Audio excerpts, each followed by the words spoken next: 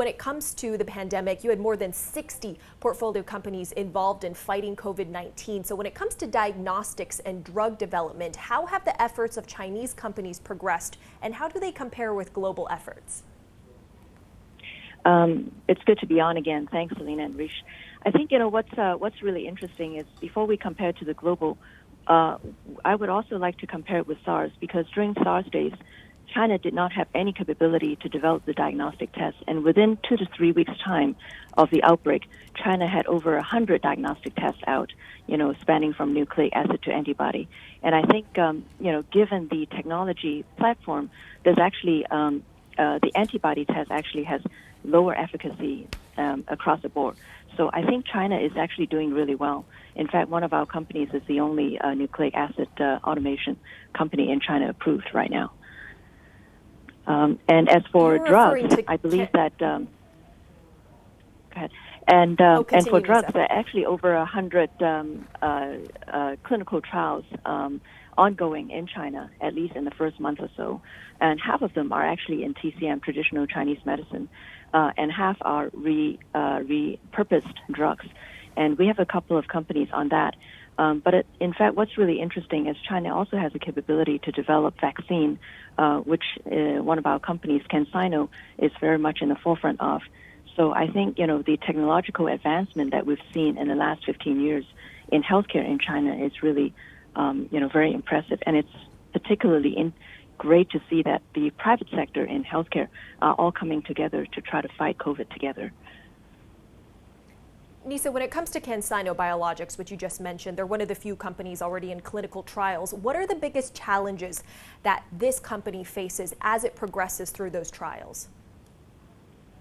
So they have already gone through phase 2 clinical, which is announced. And in fact, 2 days ago, the Canadian government also announced that CanSino has a partnership with the Canadian National Research Council in developing and doing clinical trial for CanSino. And I think one of the issues that we have for drug trials in China is the number of patients have actually come down drastically. So for them to conduct a big phase 3 clinical, they would need to be partnering with foreign countries for that. And because of the ongoing relationship that CanSino has with the Canadian government, and they've been working on, multiple drug products in the last 6-7 years, this is a natural fit for them. So I believe that, we will continue to move on for CanSino's, and hopefully there would be at least, handful, 5 to 10 vaccine products out in the next 18 to 20 months globally. And Nisa, how do geopolitical tensions between the U.S. and China impact the ability for breakthrough technologies in healthcare, an industry in which collaboration across borders is so important? Well, I think that for healthcare sector, it's a little bit less impacted because I think, a lot of the R&D is done in China. And then, of course, there's still a lot of innovative drugs being developed.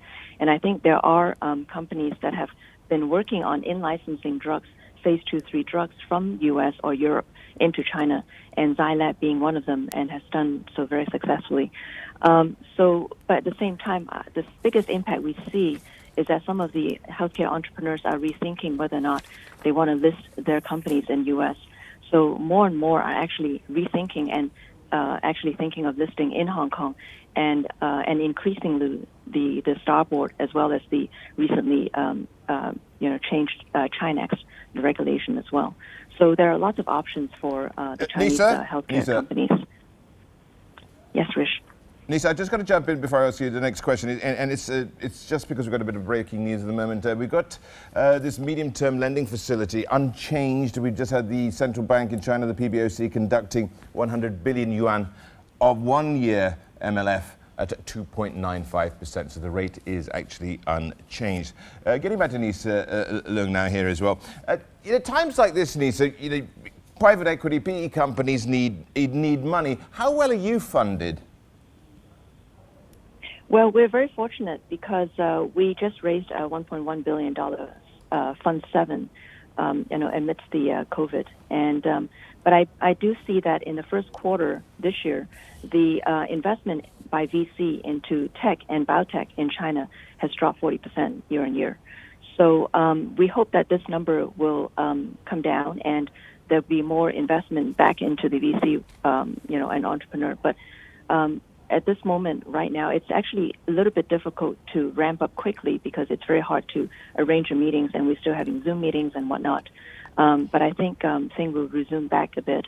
But the valuations we've also seen have come down. So we'll have to see what happens in the next 3 to 6 months. Do you see other private equity companies which are perhaps not in such a fortunate position as yourselves having to call on their limited partners for cash? Yes. In fact, I think when we talk to our investors and LPs, because of actually in Q1, their public position has dropped somewhat, but it came back up. So it's not that they haven't been hit as much, but they're constantly asking why has the VC investment return. In the past it used to be 7-8 years for the distribution to return back. Now it's gone to 9-10 years for exits and so forth. So I think we're very fortunate that we were able to return over $1 billion US of distribution to our LPs last year. But at the same time, we've had 15 IPOs in the last 20 months, and we foresee probably another 20 IPOs in the next 20 months within the Qiming portfolio. So, we hope to continue to return the distribution to our LPs so that they will continue to fund VC funds like ourselves.